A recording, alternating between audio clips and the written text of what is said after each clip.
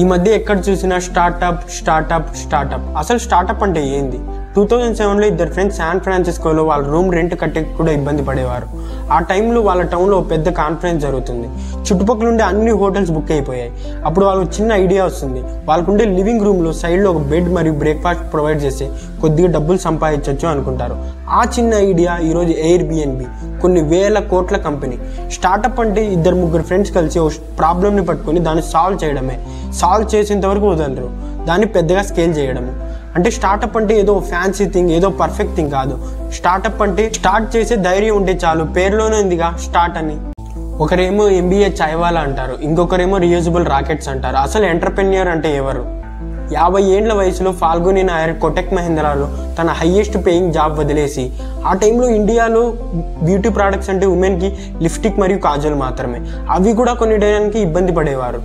దీన్ని చూసి తనకు ఎటువంటి రీటైల్ ఎక్స్పీరియన్స్, టెక్నికల్ బ్యాక్గ్రౌండ్ లేకున్నా తను నైకా ఫౌండ్ చేసి అది ఈరోజు కొన్ని వేల కోట్ల కంపెనీ. దీన్ని బట్టి మనకి ఏమర్థమైంది? ఎంటర్ప్రెన్యూర్ అంటే ఏదో ఒక ప్రాబ్లం కనపడితే చాలు రిస్క్ చేసి దాన్ని సాల్వ్ చేసేంత వరకు వదలరు. వాళ్ళ ఏజ్, బ్యాక్గ్రౌండ్, వాళ్ళ సమస్యలు ఏం వాళ్ళకి అడ్డు రావు, మొండిగా మొదలు పెడతారు.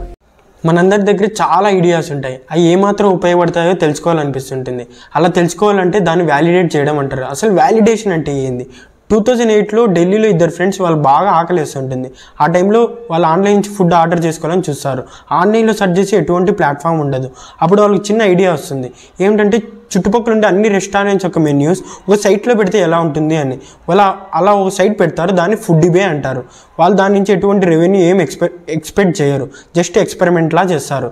కానీ ఆ సైట్కి చాలా ట్రాఫిక్ వస్తుంది. ఎలా అంటే చుట్టుపక్కల ఉండే రెస్టారెంట్ వాళ్ళే కాల్ చేసి మా మెన్యూని మీ సైట్లో పెట్టండి అనేంతలా. దీన్నే, ఆ మూమెంట్ని వ్యాలిడేషన్ అంటాము.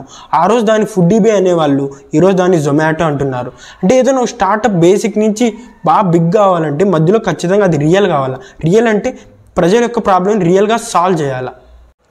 ఎవరి దగ్గరికన్నా వెళ్ళి అన్న నా దగ్గర స్టార్టప్ ఐడియా ఉందంటే అసలు ఏం ప్రాబ్లం సాల్వ్ చేస్తున్నావు అంటారు. అసలు ప్రాబ్లం స్టేట్మెంట్ అంటే ఏంది? బెంగళూరులో ఉండే రైతులేమో ఫ్రెష్గా ప్రొడ్యూస్ చేస్తున్నారు, అవి టౌన్కి తెచ్చి అమ్మేలోపు చెడిపోతున్నాయి. ఇక్కడ టౌన్లో ఉండే రీటైలర్స్కి ఏమో ఫ్రెష్గా ఉండే ప్రోడక్ట్స్ దొరకట్లేదు. అంటే ఇక్కడ ఉండే problem supply chain. Ninja cart company యొక్క ప్రాబ్లం స్టేట్మెంట్ చూస్తే రైతులకి ఏమో గిట్టుబాటు ధర దొరకట్లేదు, రీటైలర్స్కి ఏమో ఫ్రెష్ ప్రోడక్ట్స్ దొరకట్లేదు. అంటే దీన్ని బట్టి ప్రాబ్లం స్టేట్మెంట్ అంటే ఇక్కడ ఎవరు ఇబ్బంది పడుతున్నారు? ఫార్మర్స్ మరియు రీటైలర్స్.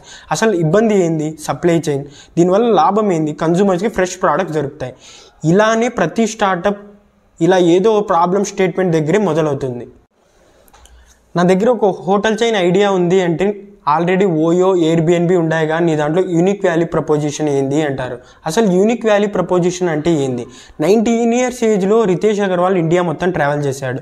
అతను చీప్ హోటల్స్లో ఉండేవాడు. అక్కడ రూమ్స్ అన్నీ చిందరబందరగా గలీజ్గా ఉండేటివి. అప్పుడు తను అందరిలాగానే హోటల్స్ లిస్ట్ మాత్రమే చేయలేదు, వాటిని ఫిక్స్ చేశాడు.